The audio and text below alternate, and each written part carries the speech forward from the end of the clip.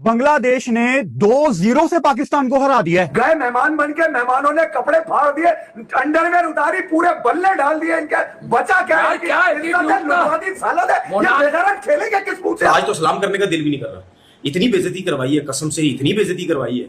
अबे भाई छोड़ दो यार, क्रिकेट छोड़ दो, मत खेलो क्रिकेट, छोड़ो, रहने दो, क्रिकेट आप लोगों के काम नहीं है। यही हाल हमें देखना रह गया था। बांग्लादेश की टीम टेस्ट मैचेस में व्हाइट वॉश कर रही है पाकिस्तान को। जो हालात जा रहे हैं, दुआ करें और कच्ची टीमों से हम ना हारे। आइलैंड से ऊपर है बस हम लोग, बस 9वें नंबर में, 9वें नंबर पे है आइलैंड से ऊपर। अगर आइलैंड नहीं होती तो समझो हम बॉटम पे। इस पाकिस्तान की क्रिकेट को कोई स्पॉन्सर नहीं मिलेगा, फैन आपसे दूर चले जाएंगे, वो भी दोनों चीजें हो गई हैं। इनके आपने ऐसे क्रिकेट खिला रहे हैं जिसकी वजह से पाकिस्तान को नुकसान हो रहा है। इसीलिए मैं कहता हूँ बाबर आजम किंग है, किंग है वो, पाकिस्तान का किंग। इतने मुश्किल हालात में जिस तरीके से वो क्रिकेट खेल रहा है, उससे बड़ा किंग है ही नहीं कोई। जब तक पाकिस्तान की क्रिकेट से चिपका रहेगा, मैं देखता हूँ नीम की कसम ऐसी की तैसी बत्ती बना देगा ये। इसके क्रिकेट कैरियर में सिर्फ बदनामी, गुमनामी और जिल्लत रहेगी। हमें ना बारिश ने बचाया, ना दुआओं ने बचाया, ना हमारी टीम ने बचाया।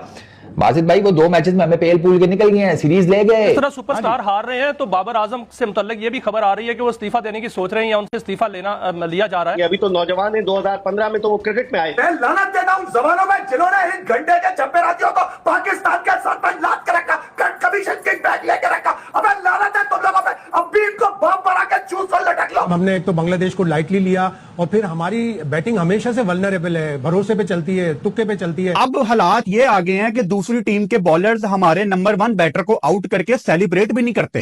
नाकाबिले माफी टाइप की ये एक डिफीट है और सारा पाकिस्तान, सारे फैंस जो हैं वो सरापा एहतजाज में है। वो बहुत ज्यादा डिसअपॉइंटेड है क्योंकि ये तो गेम पॉकेट में होना चाहिए था पाकिस्तान की। सबसे पहले जो हमारे सीनियर प्लेयर्स हैं ये कहीं पे भी खड़े नहीं होते। जब कंट्री को इनकी जरूरत है कि ये प्रेशर ले लें, ये खड़े नहीं होते। चाहे वो नंबर 1 सरे फरिश्त, चाहे वो बाबर आजम है, चाहे वो रिजवान है। बाकी जो इतने बड़े बड़े स्टार हमारे जो 5 बाकी है टीम के अंदर, वो क्या कर रहे हैं? शान मसूद ने क्या शॉट मारा है, सऊद शकील ने क्या शॉट मारा है, सलमान आगा ने क्या शॉट मारा है। लानत है इन पे, मर जाओ डूब के यार। मैं ये इस नाम की वजह से। अबे तुझे मैंने ठीक बोला था एक जगह, तू करियाना की दुकान ही चला रहा होता अगर तू पाकिस्तान के नाम से क्रिकेट नहीं खेलता। जनाजा उठा है वो आज बांग्लादेश के कंधे पे उठा है। शायद खत्म हो गई है मोहब्बत पाकिस्तान फैंस के दिलों में। मैं इसीलिए बोलता हूं कि आप बाबर आजम जैसे को कप्तान बनाओ, वनडे और टेस्ट का वो रिस्पॉन्सिबिलिटी लेता है, वो स्टे करता है, दूसरों को खिलाता है। निकलो ना, तुम्हारी जो कह रहे थे संगे नील उबूर करेगा मेरे घंटे का किंग, मेरे घंटे का किंग था रहेगा किंग। जब तक पाकिस्तान की क्रिकेट से चिपका रहेगा, मैं देखता हूँ नीम की कसम ऐसी की तैसी बत्ती बना देगा ये।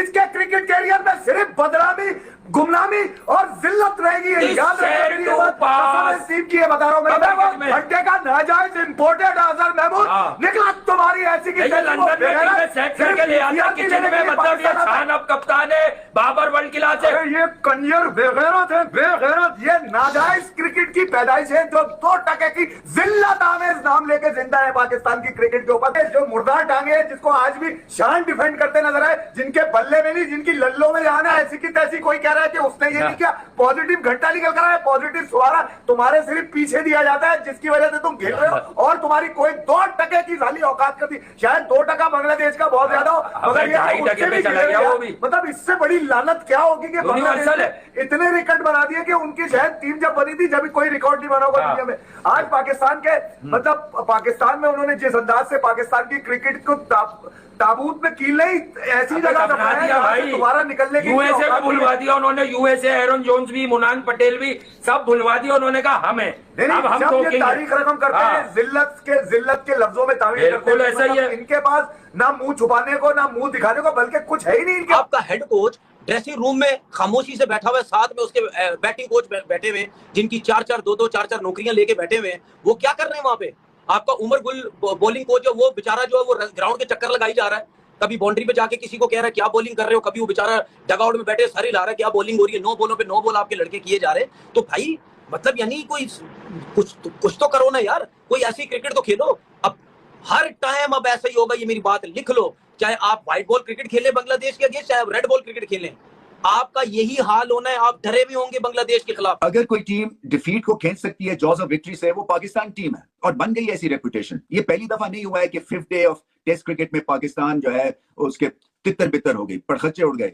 कभी बैटिंग फ्लॉप शो हो जाता है, कभी बॉलिंग जो है नाजुक मराइल पे खराब बॉलिंग हो जाती है। मुझे याद है ये 2018 में न्यूजीलैंड का एक टेस्ट मैच था, शारजा दुबई, ऐसी कंडीशंस थी, वहां पे 175 रन करने थे चौथे दिन में और 171 ऑल आउट हो गई पाकिस्तान की टीम और 4 रन से मैच जीत गए, जबकि पहली इनिंग्स में 90 रन की लीड भी ली हुई थी। सो अजीब और गरीब ये स्टोरी बन जाती है जैसे ही प्रेशर पड़ता है इस टीम पे। तो एक तो मुझे लगता है कि सीरियस प्रॉब्लम है, एक तरह से जो आपका एक बिलीफ सिस्टम है ना, वो कहीं ना कहीं ऑफ हो जाता है जैसे ही प्रेशर पड़ता है। बॉलर्स के ऊपर खासतौर पे जब प्रेशर पड़ता है तो खराब स्पेल करने शुरू कर देते हैं। बैट्समैन तो ऐसे ही है, टॉप ऑर्डर जो है वो टेक्निकल, उसमें इतनी कुव्वत ही नहीं है कि हल्की फुल्की भी साइडवेज की मौसीकी हो तो वहां पे ये फ्लॉप शो हो जाता है। सो जब आपके टॉप 3 स्ट्रगल कर रहे हैं तो मिडिल ऑर्डर जो है वो कच्चा पक्का है और आके फिर रिजवान ने स्कोर करना है तो टेल एंडर्स आपके बहुत ज्यादा हैं और फिर उनको बैटिंग भी नहीं आती है। तो हाल यही होता है कि आप बांग्लादेश से भी हार जाते हैं। क्रेडिट बांग्लादेश को बाय द वे इसलिए कि एक क्वेश्चन मार्क जो था वो यही था कि क्या ये दोनों इनिंग्स में एक सॉलिड परफॉर्मेंस दिखा सकेंगे, क्योंकि 5 दिन में जो लो रैंक टीम्स हैं वो एक्सपोज हो जाती हैं। मुझे समझ नहीं आ रहा कि पाकिस्तान क्रिकेट इस वक्त है कहाँ।